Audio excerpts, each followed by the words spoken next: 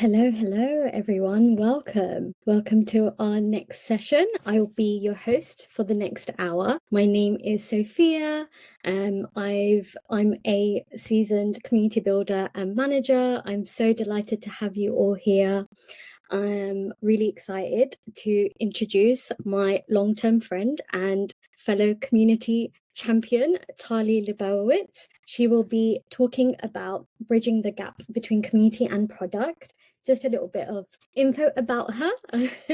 She is a seasoned community strategist with a background in marketing and expertise in building, growing, and leading impactful communities across B2B and B2C spaces. She has worked with mission-driven startups and global networks to design engagement programs, foster meaningful connections, and align community strategy with business goals. Passionate about remote work, collaboration, and the power of human connection, Tali also consults in the community space, offering insights, ideas, and strategy to help them thrive.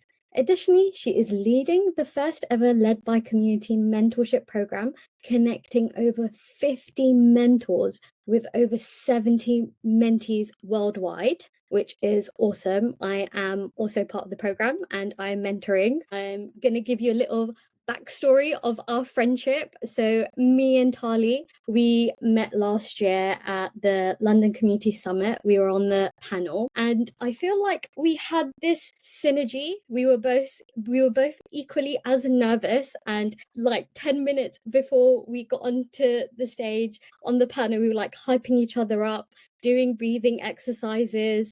So yeah, that's a little background story for you of our friendship. And I just want to say, aren't community people just the best people? Honestly, having the 24-hour community loop, sharing all this knowledge, expertise, skills, a way for us to connect with each other. It's honestly, every time all of us come together, I'm constantly astounded.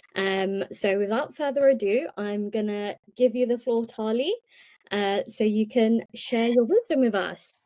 Sophia, thank you so much. That was such a lovely introduction. I'm so grateful to be introduced by a longtime friend and fellow supporter. Honestly, I'm so grateful that the last 2 years at London Community Week, I had you there with me. It really made a world of a difference. So thank you so much. Okay, so we are going to get started. I'm going to share my screen, hopefully do it right. Let's see here. I'm hoping that you can see the right screen. And so we are going to get started. So again, I just want to thank Sophia for that introduction, and thank you all for being here with me today. I'm really excited to be part of Loop. What an incredible conference brought together for all of us here, and amazing speakers. So just to share a little bit more context about my journey, after working in marketing for many years, I felt like something was missing. So after a bunch of coffee chats, I came across the world of community building.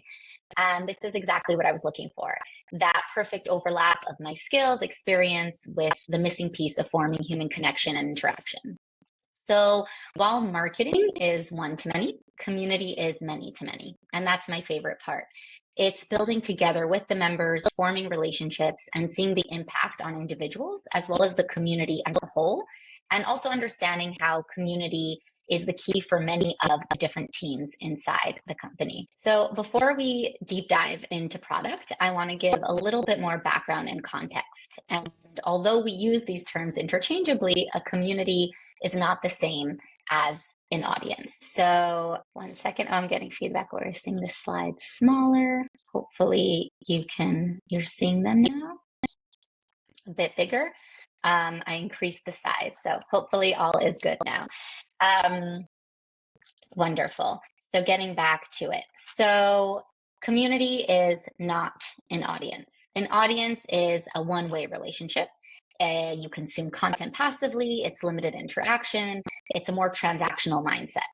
A community is a two-way relationship that forms connections. So you create and you share the content together. There's active discussion and collaboration. There's emotional investment in the shared outcomes. So an example that I like to use is when you hear audience, think of a concert. Everyone is facing the stage, listening to one voice. In community, it's more of a campfire. People are talking to each other, they're sharing stories, they're building trust. And so for your business or company, for your team, that campfire is where the real insights emerge. Communities provide deeper signals. There's more invested in your success, more likely to provide detailed feedback, and they're also connected to each other, which makes a big difference. The shift from audience to community transforms how we gather the insights, validate ideas, and build products that truly serve user needs. Now that we've looked at how they differ, let's also talk about how community fuels marketing, transforming customers into advocates, creating a more authentic and impactful strategy. So while traditional marketing relies on one-way communication, usually it's campaigns that are pushed out to audiences with limited opportunity to respond. Feedback is a little slower, sometimes after the fact. Community-driven strategy flips that script. So instead of one way, it's two-way conversation. Members generate the stories, insights, and even the content that drives connection. So instead of periodic campaigns, you have continuous feedback streams. And most importantly, it shifts from transactions to relationships. And that's what makes community so powerful. It doesn't replace marketing, but it transforms it. And that transformation is what sets up perfectly for how community also fuels product. So everyone wins when you treat community as a strategic growth driver. When you connect the dots between community, marketing, product, that's when the real magic happens. So today's talk, we're going to explain how communities are more than just support hubs. It's where your most engaged users live. They share what works, what doesn't, what they wish existed, most of the time without even prompting them. And this makes them a treasure trove of insights that can shape your product and marketing strategies. Too often, those insights get lost. So this talk is going to be on how to bridge that gap and make community indispensable to your product team and to your company. So product doesn't need more noise. They need signals. Our job is to be the translators. Take that raw data and insight from our community and turn it into something usable and actionable. Now, in my experience, there's a few common denominators and steps that I take to do this. And so I built this framework to help translate community into something that product teams could actually act on. So it's a lightweight system that I've been using across different organizations to bridge that gap between community and product. And I find that it really works. So these 5 steps I call voice to help make it easier to remember, and they help structure that process. So you validate, you observe, you interpret, you connect, and you elevate. It's about validating product priorities, observing what the community is saying, and interpreting that feedback smartly, keeping a consistent feedback loop open between the teams and your community members. And now I'm actually going to walk you through a few real life examples where I applied this framework so that you can get a feel for how it is in practice and how you might adapt it to your team as well. So when I was working at a startup that offered a volunteer management tool connecting tech company employees to nonprofits, I was brought on to build a nonprofit community. As a small early stage startup, our product, the volunteering platform, was absolutely central to our success. The product team needed constant feedback from users. So customer success handled the demand side of the marketplace, while community was in charge of surfacing the insights from the supply side, from our nonprofits. And so we created a system to do it well, and we followed the voice framework to see it in action. So we started by holding monthly meetings with the product team to align on their roadmap and strategic priorities. Then we made sure that we were actively listening to our nonprofit community for feedback related to the platform. We documented all of that input into Monday.com, since that was the tool that we were using at the time for our weekly team tasks anyway. But the product team, on the other hand, was using a platform called Jira. So after filtering the nonprofit feedback, we distilled the top 3 most important insights and we shared them directly in Jira. From there, we tracked progress and updates asynchronously and kept a clear record of what was being addressed. And just as importantly, we consistently shared updates back with the community because it's important to keep that loop between the different teams. And then each month we'd sync again with product and continue there. So this approach really created an efficient and organized system that helped both teams thrive, and it also built a lot of trust. Another powerful approach is also creating direct feedback loops between your community and your product team. So for example, running beta tests or focus groups through your community, it doesn't just refine the product, but it makes the users feel heard. And when they see their ideas reflected in your product, they become natural advocates, amplifying your message, driving adoption, a win-win, something that Sarah in the previous talk spoke about as well. So to take it further, we organized quarterly roundtables between a select group of community members and our head of product. And these were incredibly powerful because members felt heard, product got that unfiltered, real world feedback, and that applied to both positive and constructive feedback because you need both. So keep your loops lean. Short summaries, easy to digest metrics, and visualized member quotes go a long way. And that can look like a monthly summary email, feedback forms, beta groups, or collaborative platforms, just like I was sharing before, where you can share and track that progress and the updates. So you don't need fancy tools. This can be done in Notion, on Monday, on a Google Sheet. The key is just consistency and clarity. Now, I know that there's people that work at different size companies, different size teams and manpower. So obviously take this information and adapt it to your needs and specifications. I would actually love to hear from you in the chat if you're a lone community builder or if you work on a team, if you're in a small or big company, organization / startup. So if you can share that in the chat, I'd love to get an idea of the type of community team and the type of company that you are working in. Before I get into the next examples. And I know that we do have a bit of a delay, so taking that into consideration. So I see here, small team of 4, amazing. Definitely have a lot of experience with that. Small team of 2, okay. Thank you, G and Jessica. I think I would say that majority of my experience is with small teams. So that's really great to hear. And that is also how I'm going to share in the next example. So I see Roxanne, team of 3, software company with 19 plus products. Wow. Okay. So I have an example for that as well. I love the different sized teams and different sized organizations. So I will actually share 2 other examples of different types of community and product collaboration that can hopefully help with that as well. So to give all of the different size teams a way to sort of implement this framework. So one example will be from my time at another early age startup where there was no product team. And the other example is from one of my favorite companies that's successfully implementing community-led growth. So that could be maybe more relevant for Roxanne. So when I was working at a super early stage startup as employee number 5, I was in charge of building our user community. The company was a mobile app for adults with ADHD, supporting them with their coaching, therapy, CBT programs, and community. Now we made the bold and slightly wild decision to build a community space inside of and to do it fully in-house. And that meant a lot of engineering and product work. But the catch was there was no product team. The only person handling product was our very busy co-founder. So I had to take on that responsibility myself. So here I also applied the voice framework, but in this case, the product direction was actually driven by our members' needs. So instead of just observing how they interacted, I actually created a questionnaire, scheduled one-on-one calls to understand exactly what they wanted from the community space and to gather feedback on the app as a whole. From there, I filtered that feedback, distilling what was actually relevant, actionable, and aligned with our mission. And then here I used Monday.com again to build a collaborative product roadmap and user experience board, because that was the product that we were using anyway. And this helped make all the input easy to digest and accessible for both our engineering and product team members. And just like in my previous example, I made sure to close that loop with the community, keeping them informed on what was in progress, what was being prioritized, and what would be shipped. And then I also pulled together a beta tester group of highly engaged users, people who believed in our mission and were excited to support it. They gave early feedback, talked directly with the product team, and helped shape new features before the launch. So that's my own personal example. And now this next one is from one of my North Stars for everything community related, because they just truly get it. And this is Notion. So their game-changing strategy is empowering community champions. So super users who love the product, genuinely want to help others succeed, welcome new members, share tips, lead discussions.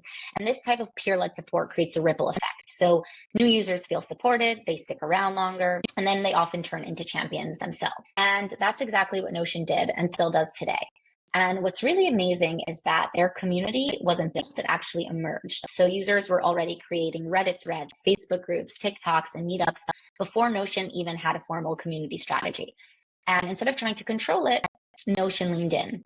And one of my favorite examples is that they hired Ben Ling, a power user who was already building community templates and resources, and he became their first head of community.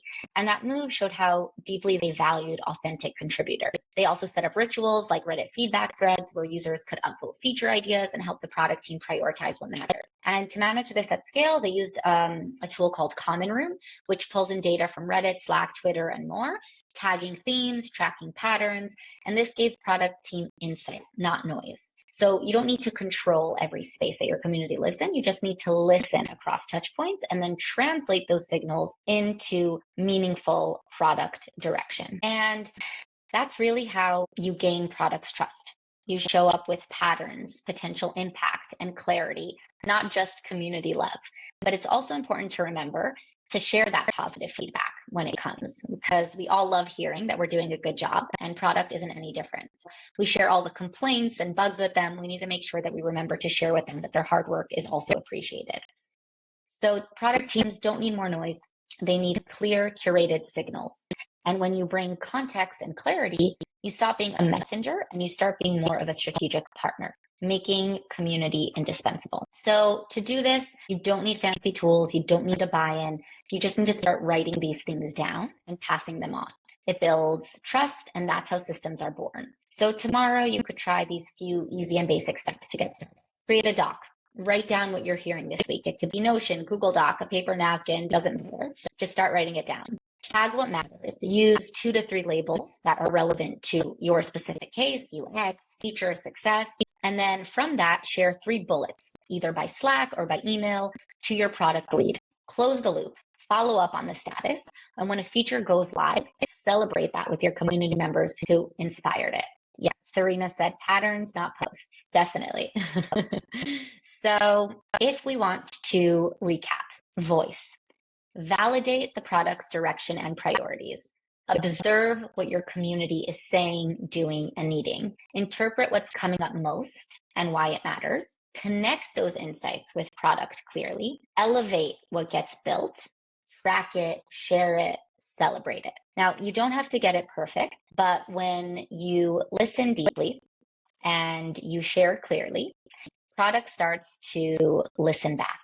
And that's what makes all the difference. So I hope that you can take this framework and adapt it to your specific team, organization, community, and hopefully this helps make things seem a little less overwhelming and give you those basic steps and things that you can even start tomorrow to start implementing so that you're pulling out the relevant information and insights from your community, giving them what they want, but also supporting product and marketing as well, with them hitting their goals, and so that everyone can work cohesively together. So thank you so much. I'd love to keep this conversation going. Shared my LinkedIn QR. Feel free to reach out anytime if you have any opportunities, questions, if you just want to chat, community, remote work, social impact, anything that you're working on. I'd love to hear from you. So thank you so much. Thank you, Tali, for that. That was very insightful. Lots of learnings and takeaways. Guys, please feel free to drop in the chat in the Q&A section if you have any questions for Tali. I'm going to start things off by asking a couple of questions myself. I hope you don't mind. I'm full of questions. When you're in a company and you're obviously trying to establish the value of community, being a solo community manager, and the key stakeholders, they're like, okay, they've recognized that community is a great way to get feedback, but we want 5+ feedback loops. We want 10. We want as many as you can do. So how do you, as the community manager, really look at, you know, what they want and how to prioritize them, and obviously condense the feedback loops, because that's going to create some kind of fatigue. What would your advice be? Definitely. Yeah. So I think this kind of goes back into the framework that it's also about distilling what's the most important feedback that we need to get. So it's also clarifying, first of all, to leadership, hey, we can't share too much because then again, we go back to noise and not clarity. So let's kind of dial down. And that's why the first step is that validation. It's understanding, hey, what are the company goals? What's product's goals? And then listening into community and listening to those feedback loops and understanding, okay, where's the intersection? Where's that overlap? And then once you understand the sort of few key points of overlap, that's the kind of feedback that you're going to be focused on at the moment, the one that's taking priority. Of course, you want to always kind of keep the pulse on all the rest of what's going on, but what you're going to be transferring on and passing along are those few key elements that are overlapping all the intersections. So it's always kind of finding that balance. I feel like you know this as well, but as a community person, you are always trying to kind of like balance that, what the community wants, what the company wants, what the different teams want. So it's just being that middle person, trying to balance everyone and finding that kind of perfect overlap to move forward. Yeah. Cool. And we've got a question from the lovely Serena. How often should we be reviewing and gathering insights? What does a good model look like? Great question, Serena. So honestly, this is very personal to your community, how big it is, how active it is. It's also about your team, how quickly product is doing their sprints and reiterating and coming up with new features and different things like that. So you have to take all of this stuff into consideration. And then accordingly, that's how you know how often you need to be kind of transferring that information, passing on that feedback. So for example, in the what I was sharing before, I found that when I worked at the volunteer management startup, we had to do this monthly because it was early stage. There was a lot of things happening, a lot of issues with the product as well. So it had to be sort of a monthly update. And it was a monthly meeting, but throughout that month, we were asynchronously updating as well. So it was actually, in a way, constant, which was obviously a lot of work, but it was needed because they were very ready to reiterate and kind of rolling out new features, updating existing ones. So it was like working very quickly, like a sprint in an early stage thing, right? But if you're working at maybe a bigger organization where things are going a little slower, then you might not even have to do that. So it could be something that's asynchronously ongoing. It could be a monthly meeting. It could even be a quarterly meeting, right? You have to also just understand like how much feedback is coming in from your community. There are communities, and Serena, you know this too, there are communities that are a lot louder and have a lot more to say, communities that are a little quieter. Maybe you need to prompt them a little bit more. So you kind of just get that pulse for it accordingly. Cool. Thank you. And I have another question. So, what would you do if you get pushback from product? So they don't want to work with you. They don't see the value in community because the way that things have been going, it's just been fine.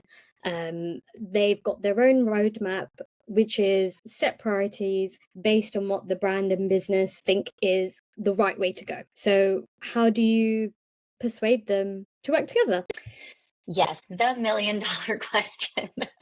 Wonderful question. And I've spoken about this a lot, but I've definitely experienced that myself, having a lot of pushback, also sort of trying to justify the importance of community, trying to justify community members, their feedback is more important than how possibly product sees the product going, because at the end of the day, these are the users. And so I've definitely had a lot of these, unfortunately, these experiences. And I will say that's why the example that I gave about the direct feedback, so the beta tester groups or the roundtables, in my opinion, that has been the best way to prove how important it is for product to listen to community. So when you connect them directly and you're not the middleman, it really changes their whole vision, outlook, and view on what they're building and on their plans moving forward and on their roadmap. So, I've organized quarterly roundtables with select community members with our head of product. And I always felt that after those roundtables, our head of product was a lot more open and lenient and open-minded to accepting kind of community direction, because it wasn't coming from me, Tali, it was coming directly from our community members who are our product users at the end of the day, who are the people that we want to be using the product, happy with it, and keep coming back to it. So again, I think also coming, of course, with data to back it up and information is really critical, but sometimes a direct communication is the best way to actually break through that initial ante that you sometimes receive. Thank you for that, Tali. I think the other day when I was looking, I'm in the stage of getting community feedback, gathering all the insights, and when you have a lot, you're like, whoa, this is a lot. And what do I do with it? I've got so much, and all the teams, everyone wants to know, what are they saying? Like, are we doing things the right way? And I'm like, oh my God, there's just chaos in my mind. So what do I do? How do I prioritize it? So this has been super helpful for me, and I'm sure many others that have tuned in. One thing that now this sentence will definitely resonate with many of you is like how I feel like as community professionals, we're always wondering, are we making the wrong decision or we make the right decision? So we need to stand by the community, right? So as long as we're making informed, sensible decisions that's backed by data, we're all good. So that is something that really stuck with me and calmed me down. And yeah, thank you so much, Tali, for your presentation. It's been a pleasure.